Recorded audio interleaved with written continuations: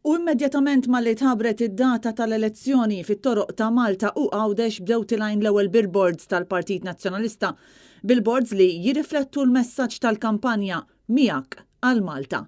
Xida ċara li l-Partit Nazzjonalista kien ippreparat sew għal mument li fih issejħet l-elezzjoni. Kif tħabbar l-slogan miegħek għal Malta kienet inkoraġġanti ferm ir-reazzjoni ta' bosta għal messaġġ pożittiv li qed wassal il-Partit Nazzjonalista. Messaġġ li jindirizza lil kull Malti u Għawċi u li jassigura ħidma bris il-poplu u għal-pajjiż.